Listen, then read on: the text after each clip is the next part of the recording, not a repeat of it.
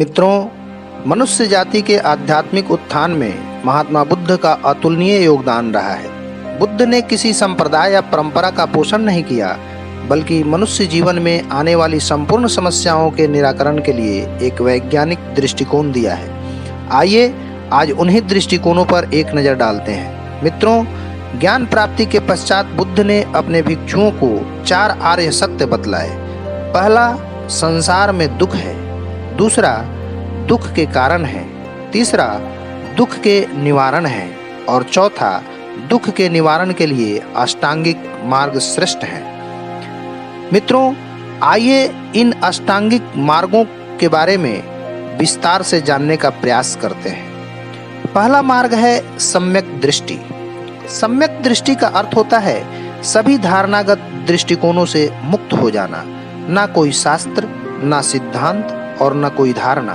बुद्ध कहते हैं किसी प्रकार की धारणा से बंधा हुआ व्यक्ति निष्पक्ष नहीं हो सकता और निष्पक्ष हुए बिना सम्यक दृष्टि उपलब्ध नहीं हो सकती।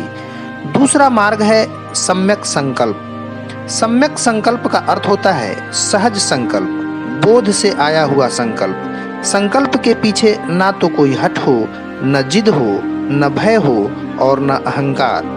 केवल बोध मात्र से आया हुआ संकल्प ही लक्ष्य तक पहुंचाता है। तीसरा मार्ग है सम्यक वाणी।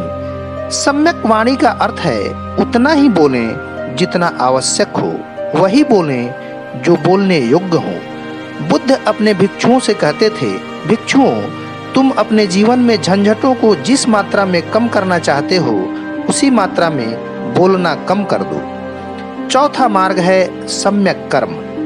सम्यक कर्म से तात्पर्य है वही करें जिसके करने से जीवन सफल हो, जीवन का सार मिले, क्योंकि शक्ति और समय दोनों सीमित हैं। सीमित समय में शक्ति का सदुपयोग कर लेना ही सम्यक कर्म कहलाता है।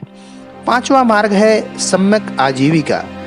बुद्ध कहते थे, भिक्षुओं, अपने भरण पोषण के लिए दूसरे के जीवन को नष्ट न करें, क्योंकि दूसरे के अहित करने में अपने अहित का बीजारोपण हो जाता है। छठा मार्ग है सम्यक व्यायाम।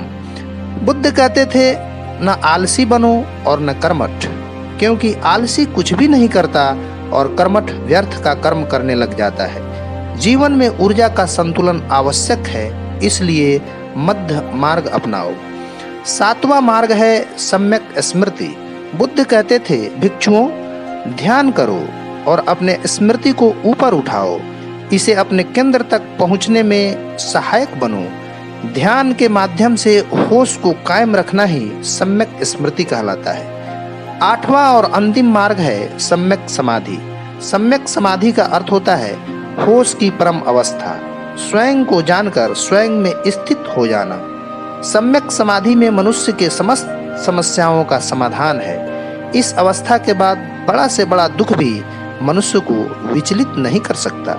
मित्रों, महात्मा बुद्ध के इन उपदेशों से आप सबके जीवन में सुख, समृद्धि और शांति का संचार हो, इसी शुभकामना के साथ नमो बुद्धाय।